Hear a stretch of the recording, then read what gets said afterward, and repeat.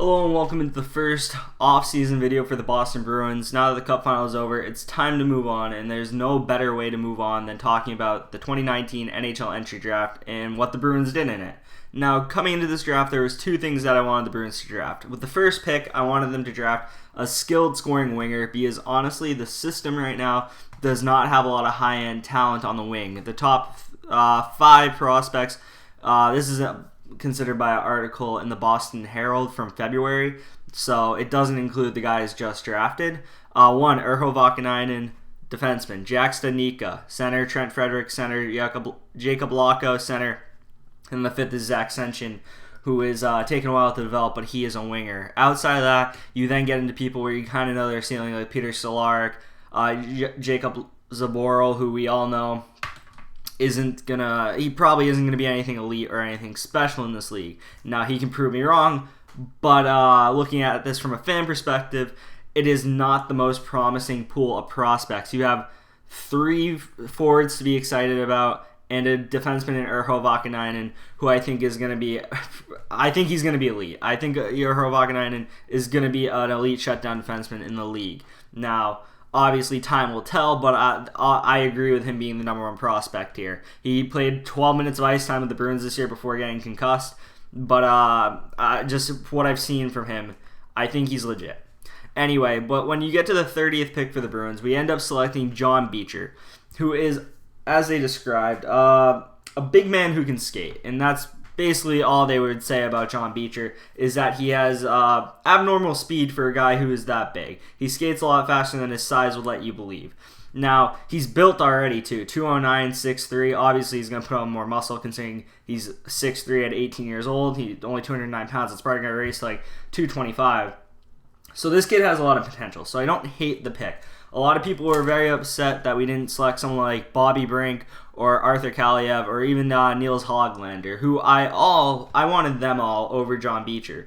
But I honestly don't mind the John Beecher pick because on the U.S. national development team, he was behind, I believe, Jack Hughes and who's the other guy? I want to say it was Alex Turcotte. Yeah, it was Alex Turcotte. So he wasn't getting power play time, and he still put up about how many points is that? 15 plus 28. He had 15 goals, 28 assists in 63 games, so that's about 43 points in 63 games as a third-line center, not getting all the prime opportunities that the two guys ahead of him were getting.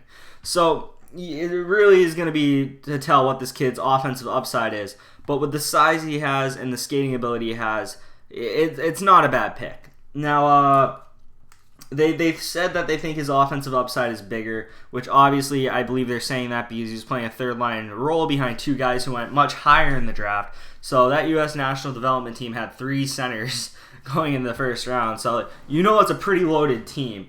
So I don't hate this pick. I rather have had someone like Bobby Brink or Arthur Kaliev, who Arthur Kaliev is like one of 12 guys who scored 50 goals in juniors, who's under the age of 19, I believe they said, or under the age of 18 or 18 and under. So, like, as much as I'd rather have one of them, there's a lot worse picks they could have made here, and I don't hate this because even though he is a center now, he could develop into a winger. So you never know how that's going to go. The other thing that I wanted the Bruins to draft, as I mentioned, I said I had two things in mind, is a goalie. Right now, the top goalie prospect is Jeremy Swayman. And Jeremy Swayman right now has only played 2 years of college hockey at the University of Maine, and he's still gonna play the remaining 2 years of his college hockey at the University of Maine. Now, obviously, goalies take a while to develop. So obviously, the big goalie in this draft was Spencer Knight. No chance we were gonna get him. He was going way too high for us to get. But I was thinking not with the first round pick, but maybe a later round pick up with the goalie. The Bruins decided not to do that.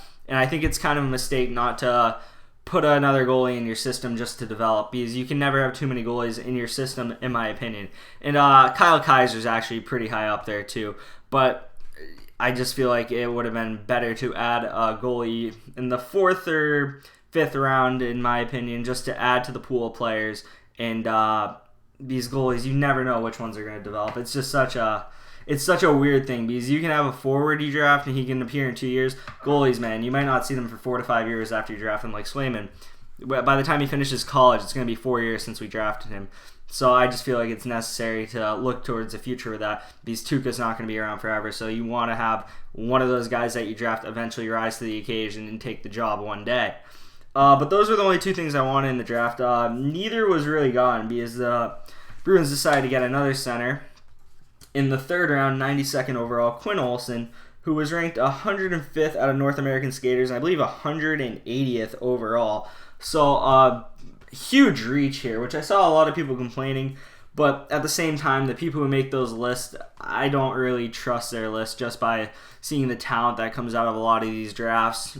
Like, obviously, if you could get them later and you can trade back and get more picks, probably the better move. But if you really believe in a guy and he's there to take, and you don't think he's going to make it to your next pick, and you're not sure you can swing a deal, I have no problem with the reach in the third round. It's the Trent Frederick pick a few years ago that bothers me more, when you have a first round pick and you reach that much. Because John Beecher was ranked 32nd and they picked him 30th. That's not a reach. Trent Frederick was ranked like 60th and we took him like 29th, I think. I believe that's what it was. So I don't mind a third round reach, because it's a little bit of a risk, but you could get rewarded heavily by believing in the guy that you pick. This guy played for the Okotoks Oilers, which is a fun name. I believe it's a Western Canadian league. And he put up 20 goals and 46 assists in 54 games with the Okotoks Oilers. That's a name. He's a Minnesota Duluth commit, which they've won back-to-back national titles. It's where Carson Kuhlman won his national title. It's a great program, and a great thing that he's going to a college program that has success, because it's good to be in a winning culture. It's good to play with the idea of winning every night and not just playing for your own personal stats. He's considered a two-way center with deceptive speed, so the Bruins are just loading centers and hoping they're just praying and hoping they find someone to replace Bergeron and Krejci when their time comes. But obviously, I'm kind of upset there weren't some wingers picked who are scorers, because as much as I like having a ton of centers in the system, because the center is the most important position, an elite scoring winger is really what the Bruins are lacking right now. And obviously, these guys aren't going to most likely come up next season to help us, but eventually that gap needs to be filled. And you need wingers in your draft who can naturally play that position. But don't hate the pick here. I like how he picked a guy who's going to play college hockey this year, because he's easier to track for me. He might even come around the area, because I live in the New England area and there's a ton of college hockey. So maybe they'll come out here and I can see Quinn Olson play this year. The Bruins would then not have a fourth round pick. They didn't have a second or fourth because of the Johansson and Coyle trades.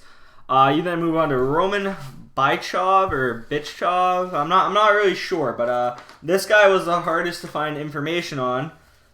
Because he played in the Russian junior leagues, and they're not exactly the most well-kept leagues on the internet. But I was able to find a little bit of information. This guy was actually ranked higher than Quinn Olson. He was ranked 87th by HockeyProspects.com, and he fell. And I think it's the Russian factor that made him fall, because sometimes these guys don't actually want to come over to North America if they can play pro hockey in Russia, because they're going to get a bigger paycheck there, or they're going to be playing pro hockey and get probably around the similar paycheck they get there than they would in the AHL, and they're playing in their home country, which is a big thing for them. So if he's not sure he can cut in the NHL, he might just stay there and work his way up through the Russian system, which there's nothing wrong with that. In a fifth round pick, if you're getting a guy who fell about 40, 50 spots, there's nothing wrong with reaching on him in case he develops into someone who can be a good NHL defenseman. Now, he's a 5'11 defenseman, so we're going short here with the defenseman like the Bruins typically do. Intelligent, puck-moving defenseman, and he has second pair potential according to things I read, because there's not really much on this guy. This was second pair potential, if that's the case. But he's a very good skater according to this. The Bruins won't draft defensemen who aren't good skaters or just tanks like Carlo or Vakanainen, for example. If you're small, you have to be able to skate at defense. And don't hate the pick here. You can never have too many defensemen in the system. And judging by the Bruins' the prospect list, it doesn't hurt to add a defenseman, because a lot of the Bruins' young defensemen are starting to get to the point where you're going to either need to play them on an NHL team or trade them to an NHL team, because it's kind of log-jammed and they're all coming to that point where they should be ready to play in the NHL. So it's going to come to the point where they have to determine whether they're going to be Bruins or whether they're going to be other teams' NHL defensemen. But nothing wrong with adding another defenseman, as I said. And you move on to the 6th round, 185th overall, Matthias Mantikivi. Or probably butchering that name really badly.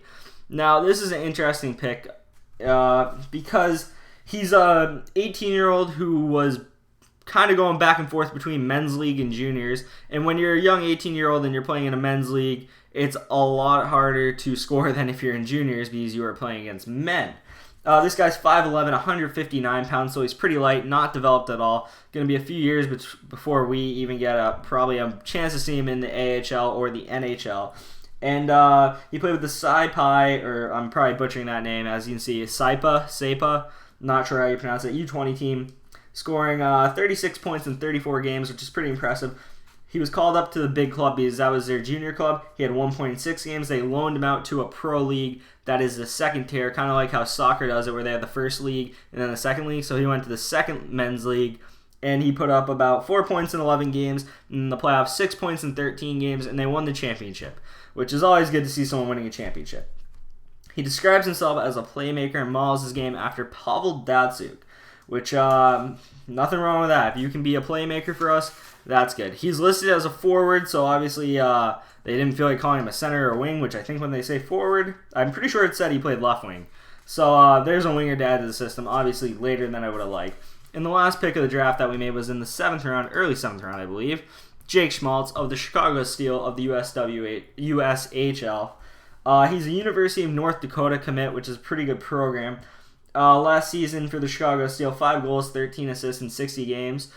He was a third-line anchor, according to them, and they went pretty far in the playoffs. And I'm just noticing a pattern. The Bruins want players who can play depth roles at this point on winning teams. So they're hoping this guy is probably ceiling is probably a third-line winger. 6'1", 167. He's probably going to grow another inch, I'd assume.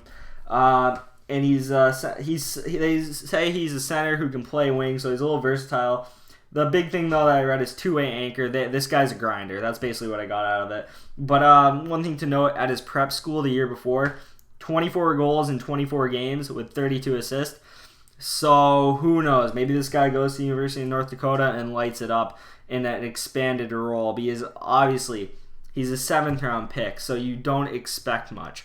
But at the same time, these are 18-year-old kids we're talking about, and you never know when one day it's just going to click for them.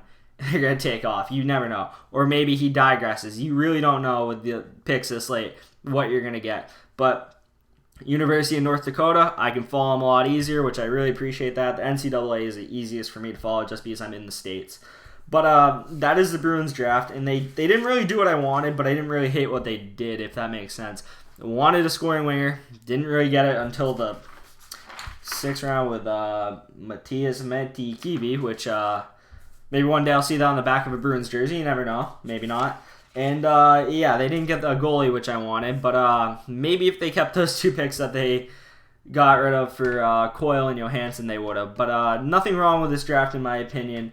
If Bobby Brink and Arthur Kaliev light it up, though, obviously you're going to see people complaining like they did when we selected Jacob Zoboril, Jake DeBrusk. No, they don't complain about Jake DeBrusk. And Zach Senchen when Matt Barzal, Kyle Connor, and a few others are on the board.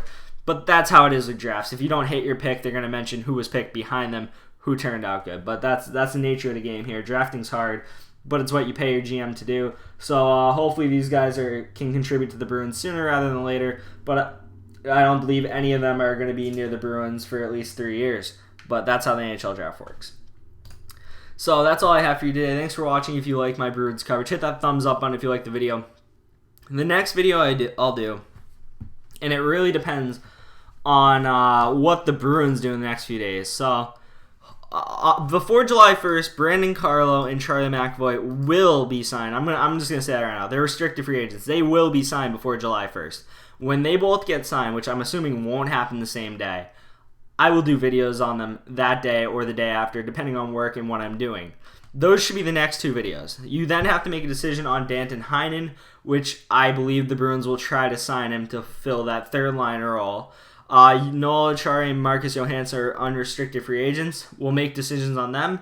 I probably won't make videos for all of them unless Brandon Carlo and McAvoy will get their own videos. Marcus Johansson, if he's signed, will get his own video.